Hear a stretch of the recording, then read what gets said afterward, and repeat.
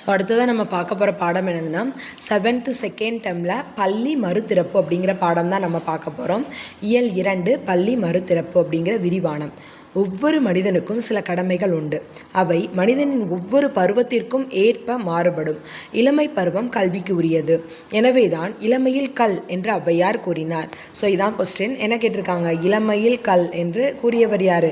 ஔவையார். இளமையில் கற்கும் கல்வி ஒருவனை சான்றோராக உருவாக்கும். எந்த காரணத்திற்காகவும் கல்வி கற்பதை தவிர்க்கக்கூடாது என்பதை உணர்த்தும் கதை ஒன்றை படிப்போம். ஒவ்வொரு மனிதனுக்குமே சில கடமைகள் இருக்குது. எனவே அவை மனிதனின் ஒவ்வொரு பருவத்திற்கும் ஏற்ற மாதிரி மாறுபட்டுகிட்டே இருக்குமா. இளமை பருவம் தான் கல்விக்கு உரியது. எனவே தான் இளமையில் கல் அப்படின்னு ஔவையார் சொல்லியிருக்காங்க. ஸோ இளமையில் கற்கக்கூடிய கல்வி ஒருத்தனை சான்றோனாக உருவாக்குமா. எந்த காரணத்துக்காண்டியும் கல்வி கற்பதை மற்றும் நம்ம என்ன பண்ணக்கூடாது, தவிர்க்கவே கூடாது அப்படின்னு உணர்த்தக்கூடிய ஒரு கதையை தான் நம்ம இப்போ பார்க்க போகிறோம். ஸோ இப்போ பள்ளி மறுதிறப்பு அப்படிங்கிற கதையை தான் பார்க்க போகிறோம். ரொம்ப இன்ட்ரெஸ்டிங்கான கதை. பள்ளி மறுதிறப்புக்கு 2 நாட்கள் இருந்தன. மதிவாணனுக்கு கோடை விடுமுறை 1.5 மாதமும் ஓடிவிட்டது. பேருந்து நிறுத்தம் கூட்டத்தால் நிரம்பி வழிந்தது. என்ன சிந்தனையடா மதிவாணனின் தோளை தொட்டபடி கேட்டான் கவின். சிறுவர்களால் நிரம்பி வழிந்தது பேருந்து நிறுத்தம். 2 நாளில் பள்ளி திறக்க போகுது என்றார் மதிவாணன். பள்ளிக்கு போகணுங்கிற கவலையா? கவலை இல்லடா, முடிவு பண்ணணும். என்ன முடிவு? பள்ளிக்கு போகிறதா இல்லை பின்னலாடை நிறுவனத்துக்கு போகிறதான்னு. நாங்களெல்லாம் பின்னலாடை நிறுவனத்துக்கு தான் நான் முடிவு பண்ணிட்டேன் என்றான் கவின். எனக்கு குழப்பம். என்னடா குழப்பம்?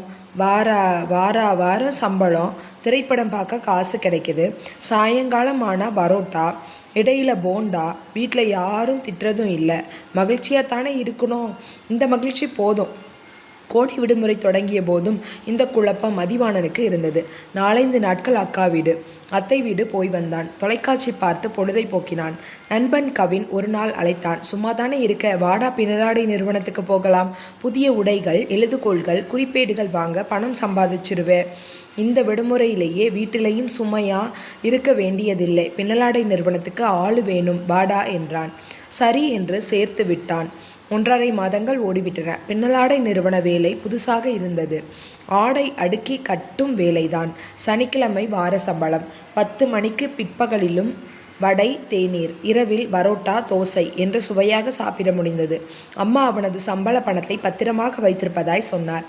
செலவழிந்து போயிருந்தாலும் கொடுத்து விடுவார். பள்ளி திறக்கும் போது நல்லா செலவு செய்யலாம். நல்ல சம்பளம் கிடைக்கிறது. பின்னலாடைக்கு தேவை மிகுதியாக இருக்கிறது. எனவே வேலைக்கு குறைவில்லை. அதிகாரிகள் ஆய்வுக்கு வரும்போது வெளியில் அனுப்பிவிடுகிறார்கள்.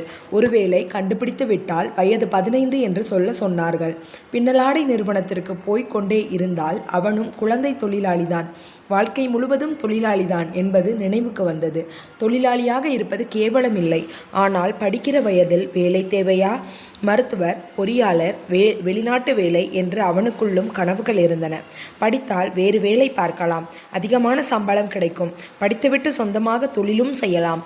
அப்படி இல்லாமல் இந்த வயதிலிருந்தே தொழிலாளியாகவே வாழ்க்கையை கடத்துவதா? சிந்தித்தான். கல்வி அறிவு முதன்மையானது. ஒரு பட்டமாவது வாங்க வேண்டும். எதிரிலிருந்த விளம்பர பலகை கண்ணில் பட்டது. அதில் ஒரு அம்பேத்கரும் அப்துல் கலாமும் தென்பட்டனர். இவர்களைப் போல் உயர வேண்டுமானால் படிப்பு வேண்டும். படிப்பில்லாமல் உயர முடியுமா? படிப்பு அடிப்படை தேவை. பள்ளிக்கு போகவில்லை என்று சொன்னாலும் அப்பா சரி என்பார். சம்பளம் வருதே என்பார். இந்த குறைந்த சம்பளத்திற்காக படிப்பை தொலைப்பதா? போண்டாவும் வடையும் பரோட்டாவும் வீட்டில் கிடைக்காது. அவற்றுக்கு அடிமையாவதா? தலையை உலுக்கி கொண்டான் மதிவாணன். வரும் பேருந்துகள் நிரம்பி வழிந்தன. ஒவ்வொரு நாளும் இப்படித்தான். மிகுதியான கூட்டம். பேருந்தில் நுழைவது ஒரு விளையாட்டு சாதனை. பின்னலாடை நிறுவனத்திற்கு போனால் உடையெல்லாம் கசங்கி அழுக்காகி இருக்கும். இரவும் இதே நிலைதான். பேருந்து ஒன்று வந்தது. கூட்டம் பிதுங்கி வழிந்தது. கவின் மதிவாணனின் கையை இழுத்தான். கூட்டம்தான், ஆனால் போயிடலாம். மதிவாணன் தன் அருகில் வந்து நின்ற முதியவரை பார்த்தார். முகம் இடுங்கி இருந்தது. மலிக்கப்படாத முகம். சோர்வாக இருந்தார். இது நல்லூர் போகுமா என்று கேட்டார். மதிவாணன் வந்து நின்ற பேருந்தை பார்த்தான். முதியவரின் பார்வை அக்கம் பக்கமிருந்த சிறுவர்களின் மீது இருந்தது. என்னப்பா, இது நல்லூர் போகுமா? அவர்களுள் ஒரு சிறுவன் பேருந்தின் முகப்பை கூர்ந்து கவனித்தான். எதுவும் பேசாமல் புன்முறுவல் வந்தது. என்னப்பா, போகுமா என்று மீண்டும் கேட்டார் அவர். யாருக்கு தெரியும், எங்களுக்கு படிக்க தெரியாதே என்று கூறியபடி ஒரு சிறுவன் முகத்தை திருப்பி கொண்டான். சின்ன பசங்களா இருக்கீங்க, இது கூட படித்து சொல்ல தெரியாதா? ஒருவன் விருப்புடன் இடைமறித்தான். பெரியவரே, இதை படிக்கக்கூட உங்களுக்கு தெரியாதா? ஓவென்று கேலியான ஓசை வந்தது. சிரித்தார்கள். இதை கவனித்து கொண்டிருந்தான் மதிவாணன். அவர் அருகே சென்றான். இந்த பேருந்து நல்லூர் போகாதுங்க, நல்லூர் பேருந்து வந்தா சொல்றேன் என்றான். சரி தம்பி, முதியவருக்கு படிப்பு இல்லை, பேருந்தில் எழுதியிருப்பதை படிக்க முடியவில்லை, இந்த வயதிலும் அவமானப்படுகிறார்.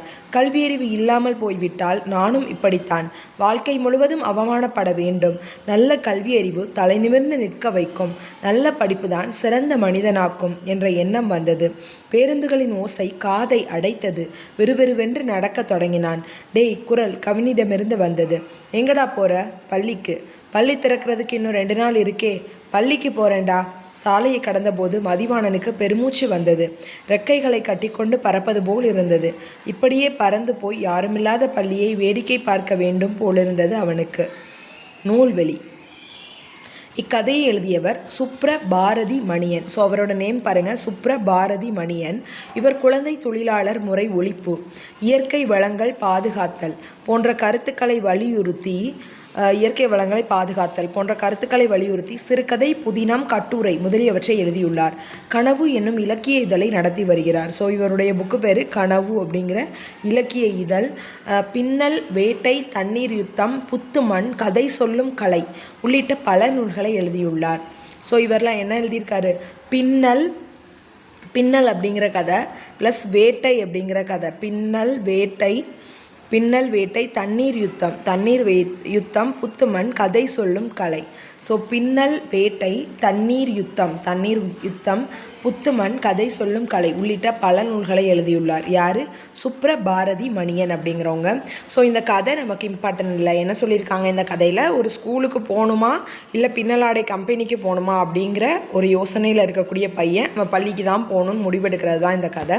ஸோ இளமையில் கல் என்பது ஔவையார் கூற்று அப்படிங்கிற அந்த வேர்டும் லாஸ்ட்டில் இருக்கக்கூடிய இந்த நூல்வெளி பாக்ஸும் தான் நமக்கு இம்பார்ட்டன்ட். இந்த கதையை எழுதியவர் சுப்ரபாரதி மணியன். இவர் குழந்தை தொழிலாளர் முறை ஒழிப்பு, இயற்கை வளங்களை பாதுகாத்தல் போன்ற கருத்துக்களை வலியுறுத்தி சிறுகதை, புதினம், கட்டுரை முதலியவற்றை எழுதியுள்ளார். கனவு என்னும் இலக்கிய இதழை நடத்தி வருகிறார். பின்னல், வேட்டை, தண்ணீர் யுத்தம், புத்துமண், கதை சொல்லும் கலை உள்ளிட்ட பல நூல்களை எழுதியுள்ளார். ஸோ இவரோட பேரே பாருங்க, சுப்ரபாரதி மணியன். குழந்தை தொழிலாளர் முறை ஒழிப்பு, இயற்கை வளங்களை பாதுகாக்கணும் அப்படிங்கிறக்காண்டி தான் இவர் நிறைய சிறுகதை, புதினம், கட்டுரைலாம் எழுதியிருக்காரு. கனவு அப்படிங்கிற இலக்கிய இதழை இவர் நடத்தியிருக்காரு. பின்னல், வேட்டை, தண்ணீர் யுத்தம், புத்துமண், கதை சொல்லும் கலை உள்ளிட்ட பல நூல்கள் இவருடைய நூல்களாக இருக்குது அப்படின்னு சொல்லி இந்த கதை முடியுது. ஸோ பள்ளி மறுதிறப்பு எனும் கதையை வகுப்பில் நாடகமாக நடித்து காட்டுக. எழுத படிக்க தெரியாதவர்களுக்கு எவ்வாறு உதவுவீர்கள்? வகுப்பில் கலந்துரையாடுக. மதிவாணன் பள்ளிக்கு செல்ல முடிவெடுத்த நிகழ்வை சுருக்கி எழுதுக அப்படின்ற மாதிரி கொடுத்து முடிச்சிட்டாங்க. ஸோ எல்லாத்துலேயுமே இந்த கான்செப்ட் என்னென்னா குழந்தை தொழிலாளர் ஒழிப்பு தான் கான்செப்ட்டு. இப்போ உங்களுக்கு அதோட ஆர்டிக்கல் என்னன்னு தெரிஞ்சிச்சுன்னா கமெண்ட் பண்ணுங்கள். Thank you friends.